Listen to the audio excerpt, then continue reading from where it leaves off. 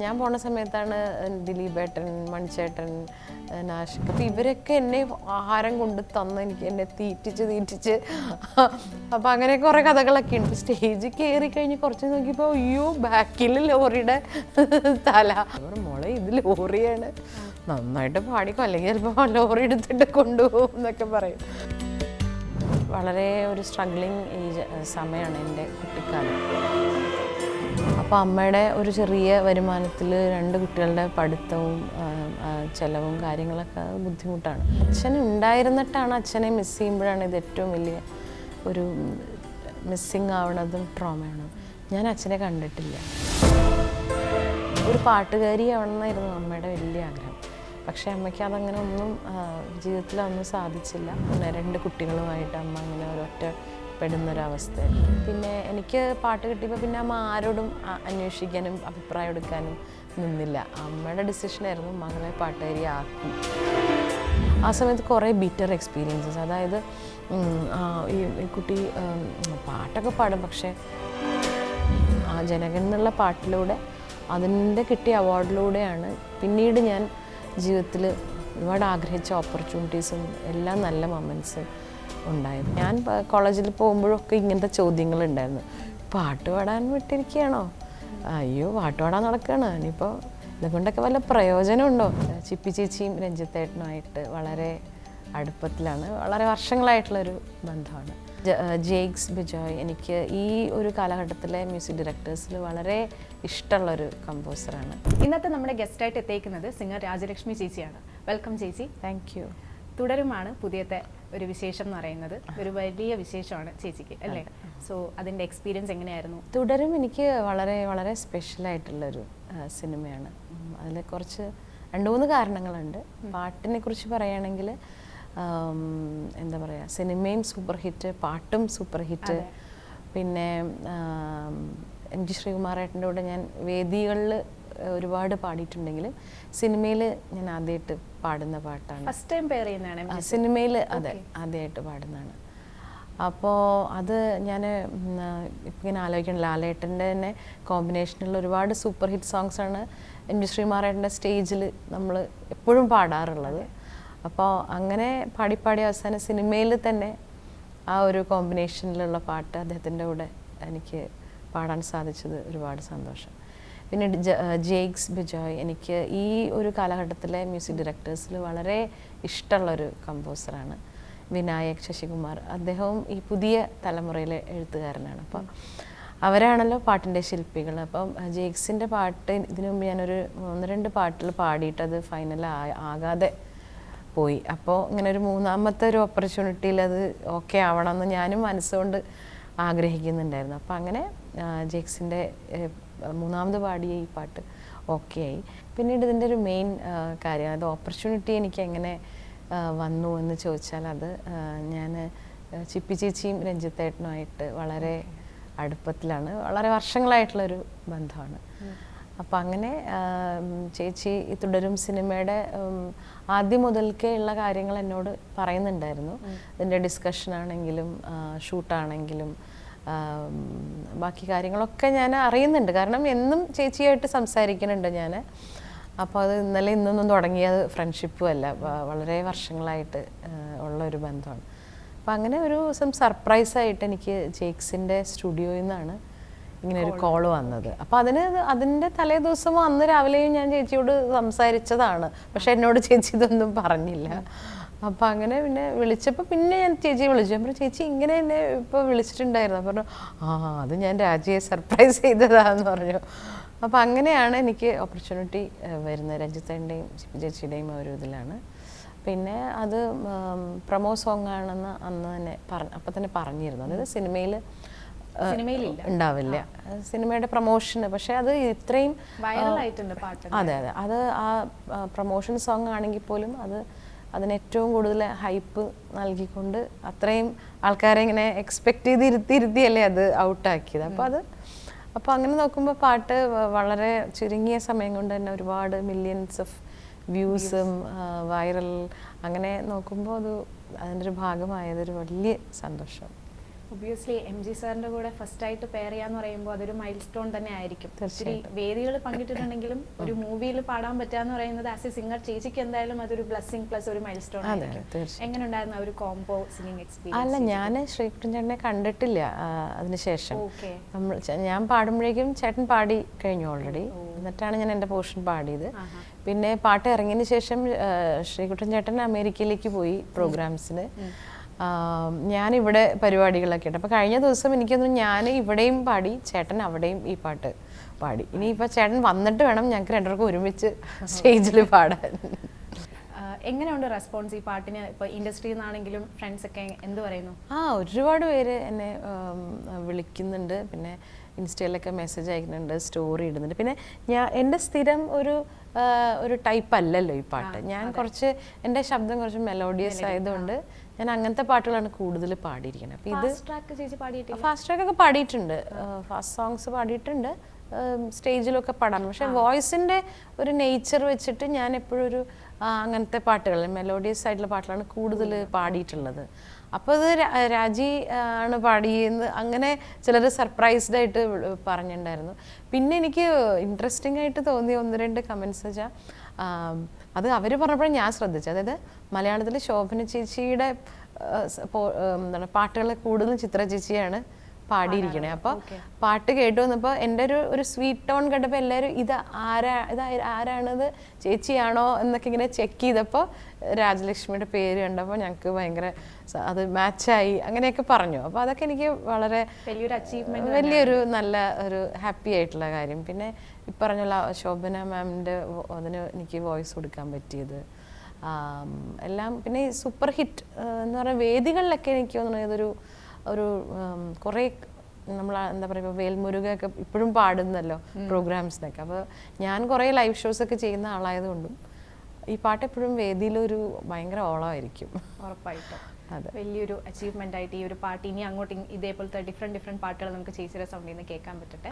ചേച്ചിക്ക് ഇഷ്ടപ്പെട്ട ജോണർ എന്താണ്? അതായത് ഇപ്പൊ ചേച്ചിയുടേതായിട്ടുള്ള ഒരു സ്റ്റൈൽ കാണുമല്ലോ. ഇപ്പൊ കുറച്ച് മുന്നേ പറഞ്ഞു ചേച്ചിയുടെ വോയിസ് എന്ന് പറയുന്നത് മെലോഡിയസ് ആയിട്ടുള്ള ഒരു വോയിസ് ആണെന്ന് പറഞ്ഞു. എന്നാലും ചേച്ചിയുടെ ഒരു കംഫർട്ട് സോണിലുള്ള അല്ലെങ്കിൽ ചേച്ചിയുടെ ജോണർ എന്ന് പറയുന്നത് എന്താണ്? കംഫർട്ട് സോൺ എന്തായാലും എനിക്ക് എൻ്റെ വോയിസ് ഒരു മെലോഡിയസ് അല്ലേ. അപ്പോൾ അതുകൊണ്ട് എനിക്ക് അനായാസം പാടാവുന്ന ഒരു ജോണർ എനിക്ക് അതാണ്. ഒരു ലൈറ്റ് മ്യൂസിക്, ആ ഒരു പ്രണയഗാനങ്ങളോ വിരഹഗാനങ്ങളോ അതൊക്കെയാണ് എനിക്ക് ഏറ്റവും കംഫർട്ടബിൾ ആയിട്ടുള്ളത്. പിന്നെ നമ്മളൊരു സിംഗർ ആകുമ്പോൾ നമ്മളെല്ലാ തരത്തിലുള്ള പാട്ടുകളും പാടണം, അടിച്ചുപൊളി പാടണം, പിന്നെ പല ഇമോഷൻസ് അതിൽ കൊണ്ടുവരാൻ പറ്റണം. അപ്പം അങ്ങനെ നോക്കുമ്പോൾ ഞാൻ അതെല്ലാം ട്രൈ ചെയ്യാറുണ്ട്. പക്ഷേ എനിക്ക് പെട്ടെന്ന് എനിക്ക് വരുന്നത് എൻ്റെ കംഫർട്ട് സോൺ എന്ന് പറഞ്ഞാൽ മെലഡീസ്. ഇപ്പം എന്ന് പറഞ്ഞാൽ പഴയ ജനറേഷനിൽ നിന്നും പാട്ടും ഇപ്പം മൂവീസ് മാറിയതുപോലെ തന്നെ പാട്ടിലും ഒത്തിരി മാറ്റങ്ങൾ വന്നിട്ടുണ്ട്. അതായത് ഇപ്പം നമ്മൾ ഹിപ്പ് ഹോപ്പ്, റാപ്പ് സോങ്സ് എന്നൊക്കെ പറയുന്ന പോലെ ഇപ്പോൾ ഒരു കാലഘട്ടം എനിക്ക് തോന്നുന്നു സോഷ്യൽ മീഡിയയുടെ ഒരു തുടക്കം വന്നതിന് ശേഷമാണോ ഈ ഒരു ചേഞ്ച് വന്നത്? കാരണം അതിനു മുന്നേ നമുക്ക് ഉണ്ടായിരിക്കാം, മേ ബി ഹോളിവുഡ് അതിലൊക്കെ ആയിരിക്കും ഈ റാപ്പ് സോങ് എന്നൊക്കെ പറയുന്നത്. ഇപ്പം മലയാളികളിലും ഒത്തിരി ആ ഒരു മാറ്റം വന്നിട്ടുണ്ട്. സോ ആ ഒരു മാറ്റം മ്യൂസിക് ഇൻഡസ്ട്രിയിൽ എങ്ങനെയാണ്, ചേച്ചി എങ്ങനെയാണ് അതിനെ നോക്കിക്കാണുന്നത്? ഇത് റാപ്പ് എന്ന് പറയുന്നത് ഹിപ്പ് ഹോപ്പ് കൾച്ചറാണ്. അപ്പോൾ അത് ലോകം മുഴുവനും ഹിപ്പ് ഹോപ്പ് കൾച്ചറിന് ഇപ്പോൾ ഒരു ഭയങ്കര ഒരു ഇതുള്ളൊരു സമയമാണ്. നമ്മളത് ഇംഗ്ലീഷ് പിന്നെ സോഷ്യൽ മീഡിയ വരുമ്പോൾ നമുക്ക് എല്ലാം ഇവിടുത്തെ ആൾക്കാരും പെട്ടെന്നത് എക്സ്പോസ്ഡ് ആണല്ലോ അങ്ങനത്തെ ട്രെൻഡിനോട്. അപ്പോൾ അത് പിന്നെ ഈ എപ്പോഴും ഇതിൽ വരുന്ന വിഷയങ്ങളെന്ന് പറഞ്ഞാൽ കുറച്ച് പ്രതിഷേധങ്ങളും ഫ്രസ്ട്രേഷനും സമൂഹത്തിൽ നടക്കുന്ന കാര്യങ്ങളൊക്കെ ഇതിൽ എഴുതി, അങ്ങനെയാണ് അത്, അതിൻ്റെ ആ ഒരു കൾച്ചർ അങ്ങനെയാണ്. പാട്ടിലൂടെ അത് പ്രകടിപ്പിക്കുക എന്നുള്ളതാണ്. അപ്പോൾ അത് നമ്മുടെ മലയാളത്തിലും വന്നു എന്നുള്ളതാണ്. അപ്പോൾ അത് എൻ്റെ മകൻ ഭയങ്കര ഇതിനോട് ഭയങ്കര ഇഷ്ടമുള്ളൊരു താല്പര്യമാണ്. അപ്പോൾ അങ്ങനെ എന്താണ് നമ്മുടെ ഇവിടെ തിരുമാലി, ഗബ്രി, വിജിൻ, ഇവരുടെ ഡാപ്സി ഇതൊക്കെ ഈ പാട്ടിലൊക്കെ ഇവർ സിനിമയിലൊക്കെ വരുന്നതിന് മുന്നേ ഇവരുടെ ഇൻഡിപെൻഡൻറ്റ് സോങ്സ് ഞാൻ കേട്ടിട്ടുണ്ട്. എനിക്ക് ഭയങ്കര ഇഷ്ടമാണ്. അതിൻ്റെ മെയിനായിട്ട് എൻ്റെ ഗ്രൂവ്, അതിൻ്റെ ആ റിതം ഭയങ്കര രസമാണ് അവരുടെ ആ ഒരു ഇതിൽ. പിന്നെ അതിൽ ഇങ്ങനെ അതിൻ്റെ വരികളും കൂടി വരുമ്പോൾ അത് നല്ലൊരു എന്താ പറയുക, നമുക്കിങ്ങനെ ലൂപ്പ് ചെയ്ത് കേട്ടോണ്ടിരിക്കാൻ തോന്നും. ഭയങ്കര മൂഡാണത്. ഞാനത് എനിക്ക് വളരെ ഇഷ്ടമാണ്. അപ്പം അങ്ങനെ എല്ലാവരും അത് യൂത്തിൻ്റെ ഒരു ഇതായി മാറി. അങ്ങനെ അത് പതുക്കെ സിനിമയിലേക്ക് വന്നപ്പോഴും അതിന് വലിയ പ്രചാരമല്ല. ഇപ്പം മഞ്ഞുമൽ വോയിസിലെ പാട്ടൊക്കെ ആണെങ്കിലും എല്ലാവരും ഇങ്ങനെ അത് സ്റ്റേജിലൊക്കെ പാടുമ്പോൾ തന്നെ ആൾക്കാർ വേറൊരു ലെവലാണ്. അപ്പോൾ ഈ പറഞ്ഞ പോലെ വേൾഡ് മ്യൂസിക് എന്ന് പറഞ്ഞൊരു ഒരു കോൺസെപ്റ്റ് നമ്മൾ നോക്കുകയാണെങ്കിൽ എല്ലാം എല്ലാത്തിലേക്കും എടുത്ത് അഡാപ്റ്റ് ചെയ്തുകൊണ്ടിരിക്കുകയാണ്. അപ്പോൾ ആ ഒരു ഇതാണ് നമ്മുടെ സംഗീതത്തിലും വന്നത്. ബട്ട് സ്റ്റിൽ ഇപ്പോൾ സോങ്സിലാണെങ്കിലും എനിക്ക് തോന്നിയിട്ടുണ്ട് ഇപ്പോൾ പഴയ പാട്ടുകൾ ഒബ്വിയസ്ലി പഴയ പാട്ടും പുതിയ പാട്ട് റിലീസാകുമ്പോൾ പഴയ പാട്ടും ഇൻസ്റ്റഗ്രാമിലൊക്കെ ട്രെൻഡിങ് ആവാറുണ്ട്. പക്ഷേ എത്ര പുതിയ പാട്ട് ഇറങ്ങിയാലും സ്റ്റിൽ പഴയ പാട്ട് കേൾക്കുമ്പോൾ നമുക്ക് എത്ര വട്ടം കേട്ടാലും ഒരു ഫ്രഷ്നെസ് ഉണ്ട്, ആ ഒരു ഫീൽ ഉണ്ട്. പക്ഷേ പുതിയ പാട്ട് നമ്മളൊരു 10 വട്ടം കേട്ട് കഴിയുമ്പോൾ നമുക്ക് തന്നെ തോന്നും ഉഫ് മടുക്കുന്നു എന്നുള്ള രീതിയിൽ ചേച്ചിക്ക് തോന്നിയിട്ടുണ്ടോ എന്ന് എനിക്കറിയില്ല. ഞാനൊരു ഓഡിയൻസ് എന്നുള്ള രീതിയിൽ പറയുന്നതാണ്. ആ ഒരു ഡിഫറൻസിനെ പറ്റിയിട്ട് എന്താണ് ചേച്ചിക്ക് പറയാനുള്ളത്? അത് ഈ പഴയ പാട്ടെന്ന് പറയുമ്പോൾ തന്നെ നമുക്ക് വളരെ പഴയതുണ്ട്. ഇപ്പം നിങ്ങളുടെയൊക്കെ പഴയതെന്ന് പറഞ്ഞാൽ ചിലപ്പോൾ 90s ഒക്കെ ആയിരിക്കും പഴയത്. ഇപ്പം ഞങ്ങളുടെ ഒരു സ്കൂൾ ഡേയ്സ് ഒക്കെയാണ് 90s. അപ്പം അങ്ങനെ പഴയതെന്ന് പറയുമ്പോൾ നമുക്ക് അങ്ങനെ ഒരു പ്രത്യേകിച്ചൊരു കാലഘട്ടം എന്ന് പറഞ്ഞ് ഓരോ ഇൻഡിവിജ്വലിനും പഴയത് വേറെയാണ്. പക്ഷെ എന്നിരുന്നാലും നമ്മൾക്ക് ജനറലി പറയുകയാണെങ്കിൽ ഇപ്പോൾ നമ്മൾ ഒരുപാട് ഇങ്ങനെ കേട്ട് പോകുന്നു. അതൊന്നും നമ്മുടെ മനസ്സിലേക്ക് അങ്ങോട്ട് കുറച്ച് ദിവസങ്ങൾ പോലും അത് ഇരിക്കണില്ല. ആ പാട്ടുകൾ നമ്മൾ കേട്ട് കേട്ട് കേട്ട് അടുത്ത് പോകുന്നു. ടൂ മച്ച് നമ്മൾ സോഷ്യൽ മീഡിയ ഉണ്ട്, റേഡിയോ ഉണ്ട്, സിനിമയുണ്ട്, ഒരുപാട് ലാംഗ്വേജ്. അപ്പോൾ അങ്ങനെ നമുക്ക് ഒന്നിലൊന്ന് ശ്രദ്ധ കേന്ദ്രീകരിക്കാൻ പറ്റും. നമ്മുടെ അറ്റൻഷൻ സ്പാൻ തന്നെ വളരെ എത്ര സെക്കൻഡ്സ് ഒക്കെ അല്ലേ ഇപ്പോൾ ഉള്ളൂ. അപ്പോൾ അതിൻ്റെയൊക്കെ ഭാഗമായിട്ട് ഒന്നും എന്താ പറയുക, ഒന്നും നമ്മളെ അങ്ങോട്ട് പിടിച്ചിരുത്തണില്ല. പിന്നെ നമ്മൾ ആ ഒരു കാലഘട്ടത്തിലെ പാട്ടുകളെന്ന് പറയുമ്പോൾ കുറച്ചും കൂടി നമുക്ക് പിന്നെ ലിറിക്കലിയും മ്യൂസിക്കലി കുറച്ചും കൂടി നമ്മുടെ മനസ്സിൽ നിൽക്കുന്ന പാട്ടുകളാണ്. അത് ഒരു വാസ്തവമാണ്. ഇപ്പം അങ്ങനെ ഇല്ലെന്നല്ല, സിനിമകളിൽ തന്നെ പാട്ടുകൾ കുറഞ്ഞില്ലേ. സിനിമാ പാട്ടുകൾ എന്ന് പറയുന്നത് നമുക്ക് ഒരു സിനിമയിൽ 5-6 പാട്ടെന്നൊന്നും നമുക്കിപ്പോൾ പറയാൻ പറ്റില്ല. ഒരു പാട്ട് ചിലപ്പോൾ അത് ഒരു തീം സോങ് ആയിട്ട് അതിൻ്റെ സിനിമയുടെ മൊത്തം സ്വഭാവത്തെ സംസാരിക്കുന്ന ഒരു പാട്ടുണ്ടാവും. ഇനി അല്ലാതെ വേറെ പാട്ടിലാണെങ്കിൽ അത് ചിലപ്പോൾ അതിൻ്റെ ഒരു സ്റ്റാൻസയോ ഒരു 3-4 വരിയോ എവിടെയെങ്കിലും കാണും. അങ്ങനെ ഒരു സ്ട്രക്ചറായിട്ട് അങ്ങനെ ഒരു സിനിമാ പാട്ടെന്ന് ഇനിയിപ്പം നമുക്കത് എന്താ പറയുക പതുക്കെ അത് ഇല്ലാതെ ആയിക്കൊണ്ടിരിക്കുന്ന ഒരു സമയമാണ്. പതുക്കെ റീ റെക്കോർഡിങ്ങും അങ്ങനെ അത് ഒരു സിനിമയ്ക്ക് അങ്ങനെ ഒരു പാട്ടൊരു അനിവാര്യ ഘടകമാണെന്നുള്ള ഒരു നിലയിൽ നിന്ന് ഇപ്പം മാറിക്കൊണ്ടിരിക്കുകയാണ്. പക്ഷെ നമ്മൾ ആ ഒരു സമയത്ത് ഈ പറഞ്ഞൊരു കാലഘട്ടത്തിലൊക്കെ സിനിമ ആ പാട്ട് സീൻ മാറ്റിവെച്ച ചിലപ്പോൾ സിനിമ നമുക്ക് അത് ശരിയാവില്ല. പാട്ടിൽ അത്രയും പ്രധാനപ്പെട്ട കാര്യങ്ങളുണ്ടാവും, അല്ലെങ്കിൽ പാട്ട് തന്നെ ഒരു കഥ പറയുന്നുണ്ടാവും. അപ്പം ആ ഒരു ഇതിന്ന് മാറി ഇപ്പം പോയിക്കൊണ്ടിരിക്കണോണ്ട് നമുക്ക് അങ്ങനത്തെ നല്ല പാട്ടുകളും സിനിമയിൽ കൂടെ കിട്ടുന്നുമില്ല. അപ്പോൾ അതുകൊണ്ടാണ് നമ്മൾ ആ സമയത്തെ പാട്ടുകളൊക്കെ ഇപ്പോഴും മനസ്സിൽ സൂക്ഷിക്കുന്നത്. നല്ല ഇപ്പം ചില പാട്ടിലൊക്കെ നല്ലത് വരുന്നുണ്ട്, ഇങ്ങനെ പോകുന്നു. രാജലക്ഷ്മി എന്ന് പറയുന്ന വ്യക്തിയുടെ അല്ലെങ്കിൽ ഗായികയുടെ നെടുംതൂൺ എന്ന് പറയുന്നത് ചേച്ചിയുടെ അമ്മയാണെന്ന് ചേച്ചി എല്ലാ വേദികളിലും പറയുന്ന ഒരു കാര്യമാണ്. ഒബ്വിയസ്ലി നമുക്ക് ആ ഒരു കഥാപാത്രത്തെ പറ്റി പറയാണ്ട് നമുക്ക് ഇന്റർവ്യൂ ഒന്നും ചെയ്യാൻ പറ്റത്തില്ല. അമ്മേനെ പറ്റിയിട്ട് പറയണം. കാരണം അമ്മയാണ് ചേച്ചി ഈ ഒരു ഫീൽഡിലേക്ക് കൊണ്ടുവരുന്നത്. അമ്മയാണ് ചേച്ചിയുടെ ആദ്യത്തെ ഗുരു എന്ന് പറയുന്നത്.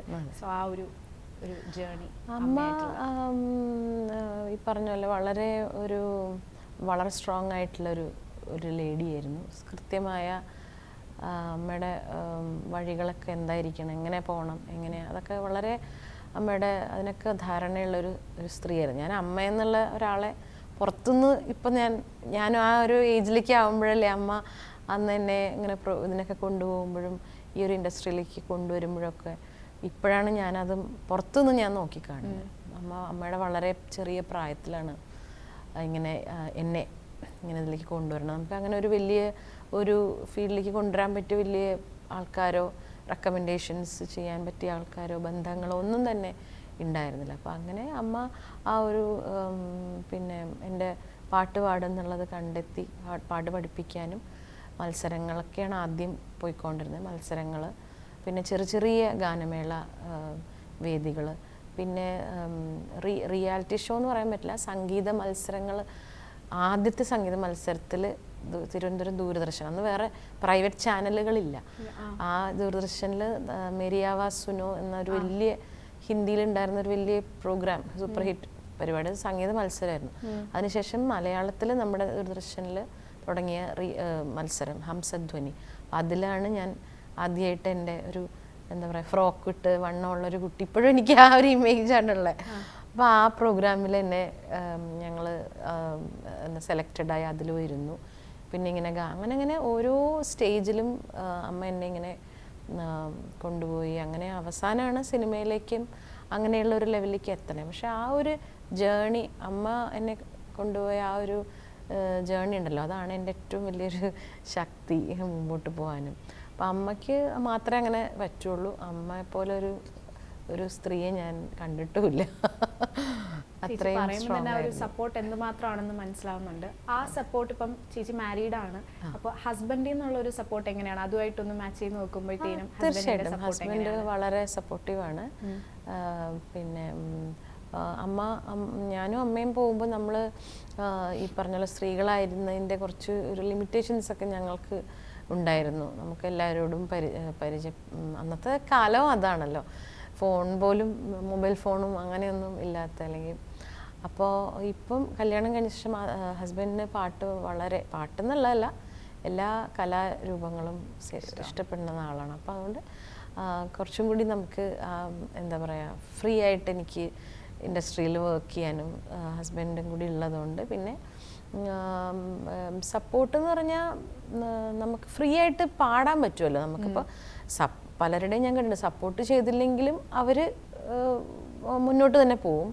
പക്ഷേ മനസ്സിലെപ്പോഴും ഒരു ടെൻഷൻ ഉണ്ടാവും, നമുക്ക് ഇങ്ങനെയാണല്ലോ. ഇതിപ്പോൾ അങ്ങനെയല്ല, ഞാൻ വളരെ ഫ്രീ ആണ് വർക്ക് ചെയ്യാനായിട്ട്. മോനും ഹസ്ബൻഡും അവർ രണ്ടുപേരും വളരെ സപ്പോർട്ടിങ് ആണ്. എല്ലാ കാര്യത്തിലും അവർ ഇടപെടും, എനിക്ക് വേണ്ട എല്ലാ കാര്യങ്ങളും ചെയ്യും. ഞാൻ പാടുക, അത് മാത്രമേ ഉള്ളൂ. അപ്പോൾ അതിൽ ഭാഗ്യവതിയാണ്. അമ്മയ്ക്ക് നടക്കാതെ പോയ, അല്ലെങ്കിൽ അമ്മയ്ക്ക് സാധിക്കാതെ പോയിട്ടുള്ള ഒരു ആഗ്രഹം, അല്ലെങ്കിൽ അത് ചേച്ചി സാധിച്ചെടുത്തു എന്നുള്ളൊരു ഇതാണോ ചേച്ചി ഈ ഒരു ഫീൽഡിലേക്ക് എത്തിപ്പെടാൻ ഉണ്ടായിട്ടുള്ള ഒരു പ്രചോദനം? തീർച്ചയായിട്ടും. കാരണം അമ്മ നന്നായിട്ട് പാടുമായിരുന്നു. അസലായിട്ട് അമ്മയുടെ വീട്ടിലെല്ലാവരും, അമ്മയുടെ സഹോദരങ്ങളൊക്കെ പാടും. അപ്പം അമ്മയ്ക്ക് ഒരു പാട്ടുകാരിയാവണമെന്നായിരുന്നു അമ്മയുടെ വലിയ ആഗ്രഹം.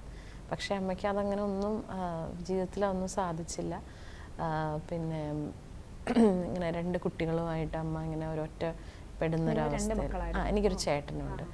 അപ്പോൾ അമ്മ അങ്ങനെ ആ അമ്മയുടെ ഉള്ളിലെ പാട്ടാണ് അമ്മ എന്നിലൂടെ അത് കണ്ടെടുത്തി. പിന്നെ എനിക്ക് പാട്ട് കിട്ടിയപ്പോൾ പിന്നെ അമ്മ ആരോടും അന്വേഷിക്കാനും അഭിപ്രായം എടുക്കാനും നിന്നില്ല. അമ്മയുടെ ഡിസിഷനായിരുന്നു മകളെ പാട്ടുകാരിയാക്കും എന്നുള്ളത്. മറ്റത് അന്നത്തെ കാലത്ത് അമ്മ പാടുവരുന്നെങ്കിലും കുടുംബത്തിൽ പാട്ട് പഠിപ്പിക്കാനോ പാട്ടുകാരിയാകാൻ പോവാം. പണ്ടൊക്കെ ഗാനമേളയ്ക്കൊക്കെ അമ്മ പാടിയിട്ടുണ്ട്. ഈ തോപ്പിൽ ആൻഡോ CO ആൻഡോ എന്നൊക്കെ പറഞ്ഞ പഴയ നാടകം, അങ്ങനെയുള്ള പാട്ടുകാരുടെ കൂടെ അമ്മ പാടിയിട്ടൊക്കെ ഉണ്ട്. പക്ഷെ ഒരു പ്രായത്തേക്കും അതിനൊന്നും പിന്നെ വീട്ടിൽ നിന്ന് വിട്ടില്ല. പിന്നെ പാട്ട് എന്നൊക്കെ പറയുമ്പോൾ കുറച്ച് അങ്ങനത്തെ ഒരു സമയമായിരുന്നു അത്. അപ്പോൾ അങ്ങനെ അമ്മയ്ക്ക് നേടാൻ പറ്റാത്തത് അമ്മ എന്നിലൂടെ നേടി, അത് വേണം പറയാനായിട്ട്. അപ്പോൾ ഇപ്പം ഞാൻ എൻ്റെ ഓരോ ഇതും ഏറ്റവും കൂടുതൽ എൻജോയ് ചെയ്യണ അമ്മയാണ്. എന്നേക്കാൾ എൻജോയ് ചെയ്യണത് അമ്മയാണ്. അമ്മ തയ്യലൊക്കെ ചെയ്താണ് വളർത്തിയതെന്ന് ഞാൻ കേട്ടിട്ടുണ്ടായിരുന്നേ. അപ്പോൾ അന്നത്തെ കാലത്ത് തയ്യൽ ജോലിയൊക്കെ ചെയ്ത് ഒരു സ്ത്രീ 2 മക്കളെ വളർത്തുക എന്ന് പറയുന്നത് വളരെ കഷ്ടതയാണ്. പക്ഷെ അങ്ങനെ ഇരിക്കുന്ന സമയത്താണ് ചേച്ചി ഗാനമേളയിൽ പോകുന്നതും ചേച്ചിക്ക് വരുമാനം കിട്ടുന്നതും. വളരെ യങ് ഏജിൽ തന്നെ ചേച്ചി ഗാനമേള ട്രൂപ്പുകളിൽ, കൊച്ചിൻ കലാഭവൻ പോലുള്ള ട്രൂപ്പുകളിലൊക്കെ പോയി ചേച്ചി വളരെ യങ് ഏജിൽ ഏൺ ചെയ്യാൻ തുടങ്ങി. ചേച്ചിയുടെ ഫസ്റ്റ് ഏണിംഗ് വെച്ചിട്ട് ചേച്ചി എന്താണ് ചെയ്തതെന്ന് ഓർമ്മയുണ്ടോ? അല്ലെങ്കിൽ ആ കാശ് എന്ത് ചെയ്തു എന്നുള്ളത്? അല്ല, അത് ഓർമ്മയ്ക്കാനുള്ള പ്രായം അല്ല, അത്രയില്ല. വളരെ ചെറിയ കുട്ടിയാണ്. പിന്നെ ഈ പറഞ്ഞ പോലെ ആ ഒരു സ്റ്റേജ് കുറച്ച് വളരെ ഒരു സ്ട്രഗ്ലിങ് ഏജ് സമയമാണ് എൻ്റെ കുട്ടിക്കാലം. അപ്പോൾ അമ്മയുടെ ഒരു ചെറിയ വരുമാനത്തിൽ 2 കുട്ടികളുടെ പഠിത്തവും ചെലവും കാര്യങ്ങളൊക്കെ ബുദ്ധിമുട്ടാണ്.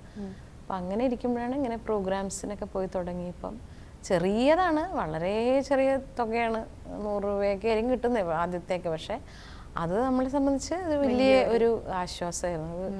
അപ്പം അങ്ങനെ പിന്നെ അപ്പം ഞാൻ കൊച്ചിലെ എനിക്കത് അറിഞ്ഞുകൂടായിരുന്നു. പിന്നീടാണ് ആലോചിക്കണേ, ഒരാൾ എന്തുകൊണ്ട് ഇത്രയും ചെറിയ പ്രായത്തിൽ ഒരു പ്രൊഫഷനായിട്ട് ഇതിനെ എടുത്തു എന്ന് ചോദിച്ചപ്പോൾ ഇപ്പോഴാണ്, കുറച്ചും കൂടി മുതിർന്നപ്പോഴാണ് മനസ്സിലാവണം അത് നമുക്ക് ആ സമയത്ത് അത് ആവശ്യമായിരുന്നു എന്നുള്ളൊരു കാര്യം. അപ്പം അങ്ങനെ അപ്പോൾ ആ ചെറിയ പ്രായത്തിൽ അതുകൊണ്ടാണ് അങ്ങനെ ഏൺ ചെയ്ത് തുടങ്ങിയത്. അപ്പം കുടുംബത്തിനും ഒരു ഇതായി. MG സർ പറഞ്ഞിട്ടുണ്ടായിരുന്നു, ലോറി ഒക്കെ ചേർത്ത് വെച്ചിട്ടാണ് പണ്ടത്തെ കാലത്ത് ഗാനമേളയൊക്കെ നടത്തിയിട്ടുണ്ടായിരുന്നത്. ചേച്ചിക്ക് അങ്ങനത്തെ എക്സ്പീരിയൻസ് ഉണ്ടായിട്ടുണ്ടോ? ഉണ്ടായിട്ടുണ്ട്. ഏറ്റവും മെമ്മറബിൾ ആയിട്ടുള്ള ഒരു ഞാൻ ആദ്യമായിട്ട് ഇങ്ങനെ ഈ 2 ലോറി ചിലപ്പോൾ ഒരു ലോറി ആയിരിക്കും, അല്ലെങ്കിൽ 2 ലോറിയുടെ ബാക്ക് ഓപ്പൺ ആക്കി വെച്ചിട്ട് ആ 2 ലോറിയും കൂടി ചേർത്ത് പാർക്ക് ചെയ്ത് ഇട്ടിട്ട് ഈ 2 ബാക്കും കൂടി നോക്കുമ്പോൾ ഒരു സ്റ്റേജ് പോലെ ആയില്ലേ, നമ്മൾ ഇപ്പുറത്തേക്കാണ് തിരിഞ്ഞു നിൽക്കുന്നത്. അപ്പോൾ ഞാനൊരു ദിവസം ഈ ലോറിയുടെ ഈ തല ഞാൻ കാണുന്നില്ല, കാരണം ഇവിടെ കർട്ടനോ എന്തൊക്കെയോ ഇട്ട്. അപ്പോൾ സ്റ്റേജിൽ കയറി കഴിഞ്ഞ് കുറച്ച് നോക്കിയപ്പോൾ അയ്യോ ബാക്കിൽ ലോറിയുടെ തല. അപ്പോൾ എനിക്ക് ഭയങ്കര ഇതായിരുന്നു, അയ്യോ ഇതെന്താ ഇത്. അപ്പോൾ എല്ലാവരും, ഞാൻ ചെറിയ കുട്ടിയല്ലേ, എല്ലാവരും ചേട്ടന്മാരും അങ്കിൾമാരും അവർ മോളെ ഇത് ലോറിയാണ്, നന്നായിട്ട് പാടിക്കോ അല്ലെങ്കിൽ ചിലപ്പോൾ ലോറി എടുത്തിട്ട് കൊണ്ടുപോകും എന്നൊക്കെ പറയും. അതൊക്കെ ഭയങ്കര എല്ലാം നമുക്ക് ആ പ്രായത്തിൽ കൗതുകമാണ്. പക്ഷെ അന്നത്തെ കാലഘട്ടങ്ങൾ അങ്ങനെയൊക്കെ ആയിരുന്നു സ്റ്റേജ്. പിന്നെ ഏറ്റവും നമ്മൾ രാത്രി എന്താണ് ചിലപ്പോൾ 5 നേരം വെളുക്കുന്നവരെ ആയിരിക്കും പരിപാടി. നേരം വെളുത്തിങ്ങനെ കാക്കയൊക്കെ കരയണവരെ നമ്മൾ പാടേണ്ടി വരും. പിന്നെ ഒരുപാട് ദൂരം യാത്ര, അത് ബസ്സും ഒന്നും ഇല്ലാത്ത സ്ഥലത്ത് വരെ നമ്മൾ എത്തിപ്പെട്ട് അവിടെ നിന്ന് വേറെ ബസ് പിടിച്ച് 4-5 ബസ്സൊക്കെ കയറി. അന്നത്തെ കാലഘട്ടത്തിൽ ഈ ഒരു ഗാനമേള ലൈഫ് എന്നൊക്കെ പറഞ്ഞാൽ ഇതൊക്കെ തന്നെയാണ്. അന്ന് ഗാനമേള ആണെന്നുണ്ടെങ്കിൽ ഇന്നത് കോൺസേർട്ടിലേക്ക് മാറിയിട്ടുണ്ട് അല്ലേ? ആ ഒരു ചേഞ്ചിനെ ചേച്ചി എന്താണ് ചേച്ചി? ഇന്ന് ഭയങ്കര ചേഞ്ചായി. ഇന്ന് ഭയങ്കര ഇതിനൊക്കെ ഒരു സ്റ്റാർഡം ഭയങ്കരമായിട്ട് വന്നില്ലേ. സ്റ്റേജ് ഷോസിന്റെ ഒരു ഇതേ മാറി. പിന്നെ എല്ലാവർക്കും വായിക്കുന്ന ആൾക്കാരൊക്കെ ഇപ്പൊ സ്റ്റാറാണ്. അന്ന് അവരാരെ വായിക്കണമെന്ന് ആരും നോക്കുക പോലില്ല. ഇപ്പൊ അവരൊക്കെ വരുന്നവരെല്ലാവരും സ്റ്റേജിൽ കയറുന്ന എല്ലാവരും സ്റ്റാർസാണ്, സെലിബ്രിറ്റീസാണ്. നല്ല വെൽ ഡ്രസ്ഡ് ആയിട്ട് അവരുമൊക്കെ. പിന്നെ അവരുടെയൊക്കെ ജീവിത നിലവാരവും മെച്ചപ്പെട്ടു എന്നാണ് ഞാൻ വിചാരിക്കണത്. അന്നൊക്കെ വളരെ തുച്ഛമായ ഇതല്ലേ നമുക്കുള്ളൂ, പാട്ടുകാർക്കാണെങ്കിലും വായിക്കുന്നവർക്കും. അതൊക്കെ മാറി. ഇപ്പോൾ ഒരു മ്യൂസീഷ്യൻ എന്ന് പറഞ്ഞാൽ ആൾക്കാർക്ക് നല്ല വിലയാണ്. അന്ന് അതല്ല, മ്യൂസീഷ്യൻ എന്ന് പറഞ്ഞാൽ ഒരു ഇതില്ല. ഇപ്പം എനിക്കതൊക്കെ കാണുമ്പോൾ ഭയങ്കര സന്തോഷമാണ്. കാരണം ഞാൻ കോളേജിൽ പോകുമ്പോഴൊക്കെ ഇങ്ങനത്തെ ചോദ്യങ്ങളുണ്ടായിരുന്നു. പാട്ട് പാടാൻ വിട്ടിരിക്കുകയാണോ? അയ്യോ പാട്ട് പാടാൻ നടക്കുകയാണ്, ഇനിയിപ്പോൾ ഇതുകൊണ്ടൊക്കെ വല്ല പ്രയോജനമുണ്ടോ? ആ ലെവലിൽ നമ്മളുടെ അടുത്ത് നേരിട്ട് ചോദിക്കുന്ന ഒരു സമയമായിരുന്നു. അപ്പോൾ അതിനൊക്കെ മാറി ഇപ്പോൾ മ്യൂസിക്കാണ്, മ്യൂസീഷ്യനാണ്, അല്ലെങ്കിൽ ഞാനൊരു ഗിറ്റാറിസ്റ്റാണ്, ഞാനൊരു സിംഗറാണെന്ന് പറയുമ്പോൾ തന്നെ ആൾക്കാർക്ക് ഭയങ്കര ഒരു റെസ്പെക്റ്റും വലിയ കാര്യമാണ്. അപ്പോൾ അത് ഭയങ്കര സന്തോഷമാണ് അത് കാണുമ്പോൾ. കരിയറിൽ ഉറപ്പായിട്ടും എല്ലാവർക്കും അപ്സ് ആൻഡ് ഡൗൺ ഉണ്ടായിരിക്കും. ചേച്ചിക്ക് അങ്ങനത്തെ സിറ്റുവേഷൻ ഉണ്ടായിട്ടുണ്ടെങ്കിൽ ചേച്ചി അതെങ്ങനെയാണ് ഓവർകം ചെയ്തത്? അതിൽ നിന്ന് തരണം ചെയ്ത് വന്ന ഒരു സ്റ്റേജ് എങ്ങനെയാണെന്ന് പറയാമോ? Career wise ups and downs ആണോ ഉദ്ദേശിച്ചത്? അതോ എൻ്റെ പേഴ്സണൽ കരിയർ? അത് എപ്പോഴും അത് ഉണ്ടാവുമല്ലോ. നമുക്ക് ഒരിക്കലും ഇങ്ങനെ ഹൈ ആയിട്ട് നിൽക്കുന്ന സമയം ആർക്കും ഉണ്ടാവില്ല, എല്ലാവർക്കും ഇങ്ങനെ ഒരു ഇതുണ്ട്. പിന്നെ എനിക്കൊരു മെയിൻ ഒരു ഡൗൺ വന്നത് എനിക്കിപ്പോഴും ഓർമ്മയുണ്ട്. കാരണം ഞാൻ കുറേ നാളുകളായിട്ട് ഇങ്ങനെ പാടിക്കൊണ്ടിരിക്കുകയാണ്, ഇങ്ങനെ എല്ലാ സ്റ്റേജും പാടി, പിന്നെ എന്താണ് റെക്കോർഡിങ്ങിന് പാടി, ട്രാക്കുകൾ പാടി. അതൊന്നും ചിലതിങ്ങനെ സ്ട്രെയിറ്റ് ആവുമെന്ന് പറയും, സ്ട്രെയിറ്റ് ആവില്ല. അങ്ങനെ ഞാനിങ്ങനെ വർഷങ്ങളായിട്ട് നിന്നിട്ട് നമുക്കൊരു ഏതൊരു ആർട്ടിസ്റ്റിനും ഒരു സാധനം വേണം, ഒരു ക്ലിക്ക് ആവാനുള്ള ഒരു ഓപ്പർച്യൂണിറ്റി വരണം. അപ്പോൾ അതിങ്ങനെ വരാതെ ഇരുന്നപ്പോൾ എനിക്ക് ഒരു വല്ലാത്തൊരു ഇതുണ്ടായിരുന്നു. ഞാൻ അപ്പോൾ വീട്ടിലിങ്ങനെ പറഞ്ഞു, ഞാൻ എത്ര കാലമായി. അപ്പം നമ്മൾ ആ സമയത്ത് കുറേ ബിറ്റർ എക്സ്പീരിയൻസസ്, അതായത് ഈ കുട്ടി പാട്ടൊക്കെ പാടും, പക്ഷേ അതിനെ ആരും അറിയില്ല, അല്ലെങ്കിൽ അതിന് ഒരു സിനിമയിൽ പാടിയിട്ടില്ല, അങ്ങനെയൊക്കെ പറഞ്ഞ് നമ്മളെ മാറ്റി നിർത്തുന്നതൊക്കെ അതൊക്കെ അനുഭവിച്ചിട്ടാണ് ഭയങ്കരമായിട്ട് മനസ്സങ്ങോട്ട് ഡൗണായി. അപ്പം ഞാനിങ്ങനെ വീട്ടിൽ പറഞ്ഞു, എനിക്കൊരു ഇതില്ല, തീരെ ആ ലെവലിലേക്ക് പോയി. അപ്പോൾ വീട്ടിൽ നിന്ന് ഹസ്ബൻഡും എല്ലാവരും എന്നോട് പറഞ്ഞു, ഒരിക്കലും അങ്ങനെ സംഗീതത്തിനെ അങ്ങനെ കാണണ്ട, മരിക്കോളം സംഗീതം നിൻ്റെ കൂടെ, അതിലിപ്പം സിനിമയിൽ പാടിയോ അത് ചെയ്തത് അങ്ങനെയല്ല അതിനെ കാണേണ്ടത് എന്നിങ്ങനെ വീട്ടിൽ നിന്ന് പറഞ്ഞു തന്നു. പക്ഷേ ഞാൻ അങ്ങനെ നിൽക്കുന്ന സമയത്താണ് എനിക്ക് ഈ ജനകൻ വരുന്നതും പടപടയെന്ന് എനിക്ക് എം ജയചന്ദ്രൻ ചേട്ടനെ പിന്നെ ഞാൻ കാണുന്നു. ഞാൻ ആദ്യമായിട്ട് കേരളകൗമുദിയുടെ പരിപാടിക്കാണ് ജയൻ ചേട്ടൻ്റെ പ്രോഗ്രാമിന് ഞാൻ എം ജയചന്ദ്രൻ ചേട്ടൻ എന്നെ വിളിക്കുന്നത്. ചന്ദ്രശേഖരൻ നായർ സ്റ്റേഡിയത്തിൽ ഒരു ഓണത്തിൻ്റെ പരിപാടി. ആ പ്രോഗ്രാമിന് വിളിക്കുന്നതാണ് എൻ്റെ ഫസ്റ്റ്, ജയൻ ചേട്ടൻ എന്നെ ഫസ്റ്റ് അസോസിയേഷൻ അങ്ങനെയാണ്. പിന്നെയാണ് സിനിമയിൽ പാടിക്കുന്നത്. പിന്നെ വേഗം 2-3 സിനിമയിൽ പാടി ഇതിന് സ്റ്റേറ്റ് അവാർഡും കിട്ടി. അപ്പോൾ അതൊരു വലിയൊരു ഡൗൺ സമയമായിരുന്നു. പിന്നെ ഓണായി, പിന്നെ അങ്ങനെ പ്രത്യേകിച്ച് അങ്ങനെ ചിന്തകളൊന്നും എനിക്ക് ഉണ്ടായിട്ടില്ല. എപ്പോഴും ഈ പറഞ്ഞ സംഗീതത്തിൽ തന്നെ ഇരിക്കുക, അപ്സ് ആൻഡ് ഡൗൺസിനെ മൈൻഡ് ചെയ്യാതിരിക്കുക, സംഗീതത്തെ കൂടെ, അത് തന്നെയാണ്. ചേച്ചി ഡൗൺ ആയിരുന്ന ഒരു പോയിന്റിലാണ് എം ജയചന്ദ്രൻ സാറിന്റെ ഈ ഒരു സോങ് കിട്ടുന്നത്. സോ ആ സാറിന്റെ ആ ഒരു പ്രസൻസ് അല്ലെങ്കിൽ സാർ തന്ന ഒരു ഓപ്പർച്യൂണിറ്റിയെ പറ്റി എന്താണ് പറയുന്നത്? ജയൻ ചേട്ടന് എൻ്റെ ലൈഫിൽ എപ്പോഴും എനിക്കേറ്റവും ഞാനെപ്പോഴും ഓർത്തിരിക്കുന്ന ഒരാളും ഒരുപാട് കടപ്പാടുള്ള ഒരാളും. അതായത് ഞാൻ നേരത്തെ പറഞ്ഞ പോലെ ഈ ഒരുപാട് നാളിങ്ങനെ നമ്മളൊരു ഒന്നൊന്നും അല്ലാതിരിക്കുന്ന സമയത്താണ് ജയൻ ചേട്ടനെ എനിക്ക് പരിചയപ്പെടാൻ പറ്റിയതും. ചേട്ടൻ ഇങ്ങനെ എനിക്ക് 2-3 ഓപ്പർച്യൂണിറ്റീസ് തന്നു. അതായത് ആ ഒരു സ്റ്റേറ്റ് അവാർഡ് എത്തുന്നത് വരെ ചേട്ടൻ എനിക്ക് തന്നു, അങ്ങനെ വേണമെങ്കിൽ പറയാം. അപ്പോൾ എനിക്ക് ആ അവാർഡിൽ കൂടെയാണ്, ആ ജനകൻ എന്നുള്ള പാട്ടിലൂടെ അതിൻ്റെ കിട്ടിയ അവാർഡിലൂടെയാണ് പിന്നീട് ഞാൻ ജീവിതത്തിൽ ഒരുപാട് ആഗ്രഹിച്ച ഓപ്പർച്യൂണിറ്റീസും എല്ലാ നല്ല മൊമെൻറ്റ്സും ഉണ്ടായത്. അപ്പോൾ അതുകൊണ്ട് അതിന് ആ ഒരു അവസരത്തിന് പ്രത്യേകിച്ച് ഞാൻ ആലോചിക്കും, ജനകൻ എന്ന് പറഞ്ഞ ആ സിനിമയിൽ ആകെ ഒരു പാട്ടേ ഉള്ളൂ. അപ്പോൾ അതൊരു പുതിയ ആളെ കൊണ്ട് പാടിക്കണോ അതോ അതൊരു പാടിക്കഴിഞ്ഞിട്ടും ജയൻ ചേട്ടൻ എന്നോട് പറഞ്ഞു, ഞാൻ പറഞ്ഞിട്ട് രാജി ഇത് പുറത്ത് പറഞ്ഞാൽ മതി, ഞാൻ ഉറപ്പാവണമല്ലോ പാട്ട്. അപ്പോൾ ഞാൻ ആലോചിക്കുക, ജയൻ ചേട്ടൻ എനിക്ക് വേണ്ടി തന്നെ ഒരു എഫേർട്ട് ഇട്ട് തന്നെയാണ് ആ പാട്ട് തന്നത്. ആ ഒരു മൂവിയിൽ നിന്ന് 2 കാര്യങ്ങളാണ് വൈറലായിട്ടുള്ളത്. ഒന്ന് സുരേഷ് ഗോപി സാറിന്റെ ഒരു അച്ഛൻ്റെ രോദനം. ഈ പാട്ട് ഭയങ്കര വൈറലായിരുന്നു. അതായത് നമ്മളെപ്പോഴും എൻ്റെ കുഞ്ഞിലേക്ക് ഇറങ്ങിയ ഒരു പാട്ടാണ്. അപ്പം ഞാൻ എപ്പോഴും പാടി, അതാണ് ഞാൻ വന്നപ്പോഴേ ഈ ഒരു പാട്ട് പാടുന്നത്. ആ ഒരു ലിറിക്സിൽ കുറച്ച് ഇതുണ്ടെങ്കിലും പാടുമായിരുന്നു, ചുമ്മാ ഇരുന്ന് പാടുമായിരുന്നു. അപ്പം ഈ പാട്ട് എനിക്ക് ഭയങ്കര ഇഷ്ടമുള്ള ഒരു പാട്ടായിരുന്നു.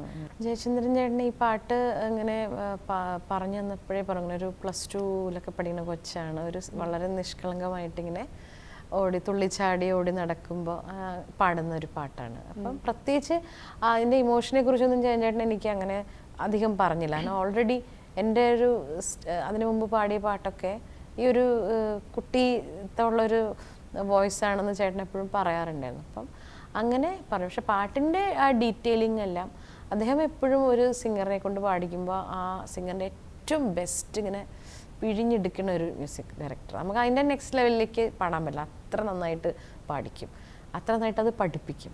അപ്പോൾ അങ്ങനെ ട്രിവാൻഡ്രത്ത് വെച്ചിട്ടാണ് അത് എൻ്റെ വോയിസ് എടുത്തത്. അപ്പോൾ ആ സമയത്ത് നമ്മുടെ ഒരു സൈനോജ് എന്ന് പറഞ്ഞൊരു പാട്ടുകാരൻ, സൈനോജ് ചേട്ടൻ്റെ അസിസ്റ്റൻ്റായിട്ട് ഉണ്ടായിരുന്നു. എനിക്ക് പാടാനൊരു പാട്ടിലുണ്ടൊരു പെണ്ണ് എന്നുള്ള പാട്ടിൽ അത് പാടിയ സൈനോജ് ചേട്ടൻ ഇപ്പോൾ ജീവിച്ചിരിപ്പില്ല. അപ്പോൾ ചേട്ടനും ജയൻ ചേട്ടൻ്റെ കൂടെ ഉണ്ടായിരുന്നു ഈ പാട്ട് റെക്കോർഡ് ചെയ്യുമ്പോൾ. അപ്പോൾ ജയൻ ചേട്ടൻ ഇടയ്ക്ക് വന്നിങ്ങനെ കറക്ഷൻസ് ചെയ്തിട്ട് പോവും, സൈനോജ് ചേട്ടനാണ് കൂടെ ഫുൾ ടൈം ഇരുന്നത്. അപ്പോൾ ചേട്ടനും ഇങ്ങനെ എൻ്റെ പാടിക്കഴിഞ്ഞാൽ പറഞ്ഞു, ഈ പാട്ട് നിനക്ക് രാജിക്ക് എന്തെങ്കിലും ഒരു റെക്കഗ്നീഷൻ ഈ പാട്ട് തരും എന്നിങ്ങനെ എന്നോട് അന്ന് വെറുതെ പറഞ്ഞു. അപ്പോൾ അങ്ങനെയൊക്കെ അത് സംഭവിച്ചു. അപ്പം ജയചന്ദ്രൻ ചേട്ടൻ പിന്നെ ലാസ്റ്റ് വന്നിരുന്ന് എല്ലാം കേട്ടിട്ട് കുറച്ച് കറക്ഷനൊക്കെ പറഞ്ഞ് അതങ്ങോട്ട് ഫൈനലാക്കി. അത്രയധികം കഷ്ടപ്പാടുകൾ നിറഞ്ഞൊരു ചൈൽഡ്ഹുഡ് ആയിരുന്നു. അപ്പോൾ ആ ഒരു സമയത്ത് ഒരു അച്ഛൻ്റെ പ്രസൻസ് ഇല്ലാത്തതെന്ന് പറയുന്നത് വളരെയധികം ബുദ്ധിമുട്ടാണ്. നമ്മളിനി എത്ര സ്ട്രഗിൾസ് അനുഭവിക്കുന്നുണ്ടെന്ന് പറഞ്ഞാലും നമ്മുടെ വൺ ഓഫ് ദ പാരൻറ്റിൻ്റെ ഒരു പ്രസൻസ് ഇല്ല എന്ന് പറയുന്നത് അത് വേറെ വലിയൊരു സ്ട്രഗിളായിട്ടാണ് ഞാൻ മനസ്സിലാക്കുന്നത്. ആ ഒരു സ്റ്റേജ് എങ്ങനെയായിരുന്നു? ഇപ്പം ആ ഒരു മുറിവ് ഇപ്പോഴും ഒബ്വിയസ്ലി കാണും, നമ്മളിനി എത്ര വളർന്നെന്ന് പറഞ്ഞാലും ആ ഒരു മുറിവ് മാറത്തില്ല. അപ്പോൾ ചേച്ചിയുടെ ആ ഒരു I know it's negative but അല്ല, ഞാൻ അതിന് വേറൊരു തരത്തിൽ മറുപടി പറയും. കാരണം വെച്ച് കഴിഞ്ഞാൽ 5 ചോദിച്ച ക്വസ്റ്റ്യൻ്റെ അച്ഛൻ ഉണ്ടായിരുന്നിട്ടാണ് അച്ഛനെ മിസ് ചെയ്യുമ്പോഴാണ് ഇത് ഏറ്റവും വലിയ ഒരു മിസ്സിങ് ആവണതും ട്രോമയാണ്. ഞാൻ അച്ഛനെ കണ്ടിട്ടില്ല, അപ്പം പിന്നെ ഞാൻ അറിഞ്ഞിട്ടുമില്ല. അച്ഛൻ എനിക്ക് 1.5 വയസ്സുള്ളപ്പോഴാണ്, 1.5 അതിനു മുമ്പേ അച്ഛൻ പിരിഞ്ഞു പോയതാണ്. അപ്പം അച്ഛൻ പിന്നീട് അങ്ങനെ അച്ഛൻ്റെ ലാളന കാണാനോ എന്താണ് അച്ഛൻ എന്ന് എനിക്കറിയില്ല. അപ്പം ഞാൻ അമ്മയും മുത്തശ്ശനും അമ്മമ്മയും ചെയ്യണം. അപ്പം അമ്മ ഇതെല്ലാം കൂടി തന്നിട്ടുണ്ട്. നമ്മളിങ്ങനെ ഓരോ ജീവിക്കാനുള്ള നെട്ടോട്ടവും പിന്നെ ഇങ്ങനത്തെ പാട്ടും സമ്മാനം എന്നും ഓരോ മത്സരത്തിന് പോവും, അതിന് സമ്മാനം കിട്ടും. ആ സന്തോഷങ്ങൾ, യാത്രകൾ, സ്റ്റേജ്, ചെറിയ കുട്ടിയായിരിക്കുമ്പോൾ പാടുമ്പോഴൊക്കെ എന്തെങ്കിലും ഒരു സമ്മാനം വേദിയിൽ നിന്ന് കിട്ടും. എന്തെങ്കിലുമൊക്കെ മറ്റേ ഇതൊക്കെ കിട്ടിയിട്ട് നോട്ടുമാല അല്ലെങ്കിൽ തിന്നാനുള്ള എന്തെങ്കിലും വള, മാല, കമ്മല്, ഉത്സവപ്പറമ്പിൽ നിന്നാണെങ്കിൽ അതൊക്കെ. അപ്പം ഇങ്ങനെ ഒരു ലൈഫായിരുന്നു. അമ്മയുടെ ദുഃഖങ്ങളൊന്നും അമ്മ ഞങ്ങളെ അങ്ങനെ കാണിച്ചിട്ടില്ല. പിന്നെ ഒരു പ്രായമായപ്പോൾ ഞങ്ങൾ 3 പേരും ഷെയർ ചെയ്ത്, മുത്തച്ഛനും അമ്മമ്മയും എല്ലാം ഷെയർ ചെയ്ത് പോകുന്ന ഒരു ഇതായി. അപ്പോൾ അതുകൊണ്ട് തന്നെ എനിക്ക് ഈ പറഞ്ഞ ഒരു അച്ഛൻ എന്ന് പറഞ്ഞ ഒരു എന്താണെന്ന് എനിക്ക് അറിയില്ല, ഇപ്പോഴും അറിയില്ല. ചേച്ചി വന്നപ്പോൾ പറഞ്ഞിട്ടുണ്ടായിരുന്നു തടിച്ച ഫ്രോക്ക് ഇട്ടൊരു കുട്ടി എന്നുള്ള. അപ്പം ഒബ്വിയസ്ലി നമ്മൾ ആ ഒരു രീതിയിൽ നമ്മുടെ ഫീച്ചേഴ്സിനെ വെച്ചിട്ട് നമ്മൾ ഐഡന്റിഫൈ ചെയ്യാന്ന് പറയുന്നത് പൊതുവെ എല്ലായിടത്തും ഉള്ളൊരു നേച്ചറാണ്. അപ്പോൾ അങ്ങനത്തെ ബോഡി ഷേമിങ് ചേച്ചി ഫേസ് ചെയ്തിട്ടുണ്ടോ? അല്ലെങ്കിൽ അത് ഫേസ് ചെയ്യുമ്പോൾ ചേച്ചിക്ക് വിഷമം തോന്നിയിട്ടുണ്ടോ? എങ്ങനെയായിരുന്നു? എനിക്ക് വിഷമം തോന്നില്ല, കാരണം എന്നെ ഇനി ബോഡി ഷെയിം ചെയ്യാൻ ആരും ഇല്ലെന്നാ തോന്നുന്നത്. അത്രയും അത് ഞാൻ കൊച്ചിലെ ഞാൻ ഇതിലും ഒരു ഭയങ്കര വണ്ണായിരുന്നു. അപ്പം പിന്നെ നന്നായിട്ട് കഴിക്കുമായിരുന്നു ആഹാരം. കൊച്ചിലെ നന്നായിട്ട് ഫുഡൊക്കെ കഴിക്കുന്നത്. കുറേ കഥകളൊക്കെ ഉണ്ട് പണ്ട് ഗാനമേളയ്ക്കൊക്കെ പോകുമ്പോൾ. വെച്ചാൽ ഞാൻ പോണ സമയത്താണ് ദിലീപേട്ടൻ, മണിച്ചേട്ടൻ, നാഷിക ഇവരൊക്കെ ഞങ്ങൾ ഒരേ വണ്ടിയിൽ പരിപാടിക്ക് പോകണം, അങ്ങനത്തെ ഒരു സമയം ഉണ്ടായിരുന്നു. അപ്പോൾ ഇവരൊക്കെ എന്നെ ആഹാരം കൊണ്ട് തന്ന് എന്നെ തീറ്റിച്ച് അപ്പോൾ അങ്ങനെ കുറേ കഥകളൊക്കെ ഉണ്ട്. അയ്യോ രാജലക്ഷ്മിയാണോ, അയ്യോ പിന്നെ 2 ബിരിയാണി കൊടുക്കണോ, അങ്ങനെയൊക്കെ പറയും. അപ്പം അങ്ങനെ ഞാൻ നന്നായിട്ട് കഴിക്കുമായിരുന്നു. അതുകൊണ്ട് എനിക്കൊരു നാണവും ഉണ്ടായിരുന്നില്ല എന്നെ. അപ്പോൾ ആൾക്കാർ വണ്ണം എന്നൊക്കെ പറഞ്ഞിട്ട് ഭയങ്കരമായിട്ട് കളിയാക്കലും പരിപാടിയൊക്കെ ഉണ്ടായിരുന്നു. പക്ഷേ ഇപ്പോഴാണ് എനിക്ക് തോന്നുന്നത് അതൊക്കെ ഇപ്പോഴാണ് ബോഡി ഷെയ്മിങ് ആയിരുന്നല്ലേ, ഇപ്പോഴാണ് ഞാൻ ആലോചിക്കണത്. പക്ഷേ എനിക്കങ്ങനെ ഹേർട്ടായിട്ട് ഇതുവരെ അങ്ങനെ ആരും അങ്ങനെ പറഞ്ഞിട്ടുണ്ടെങ്കിലും എനിക്കത് ഹേർട്ടായിട്ടില്ല. ഇപ്പം അത് അങ്ങനെ പറയണത് ശരിയല്ല എന്നുള്ളത് അല്ല, ഇപ്പം നമ്മൾ ഇതിലൂടെയൊക്കെ കാണും ബോഡി ഷെയ്മിങ് ശരിയല്ല എന്നൊക്കെ പറയണേ. അപ്പം എനിക്ക് തോന്നുന്നു ഓക്കെ, അന്നൊന്നും ഒരു വിഷയമേ ആയിരുന്നില്ല. ഇപ്പോഴും എനിക്കൊരു പ്രശ്നമില്ല, ഞാനൊന്നും മൈൻഡ് ചെയ്യാറില്ല, പറഞ്ഞോട്ടെ. ഓക്കെ ചേച്ചി, ഇത്രയും നേരം നമ്മുടെ കൂടെ ഇരുന്ന ചേച്ചിയുടെ വിശേഷങ്ങൾ ഷെയർ ചെയ്തതിന് ഒത്തിരി നന്ദി. ഇനിയും ഒരുപാട് സിനിമകളിൽ അല്ലാണ്ടും സ്റ്റേജ് പെർഫോമൻസ് ആയിട്ട് ഇനിയും ഒത്തിരി നമുക്ക് ചേച്ചിയുടെ സൈഡിൽ നിന്നുള്ള മ്യൂസിക് നമുക്ക് ഒത്തിരി കേൾക്കാൻ പറ്റട്ടെ എന്ന് ഞാൻ ആശംസിക്കുകയാണ്. Thank you so much. Thank you so much.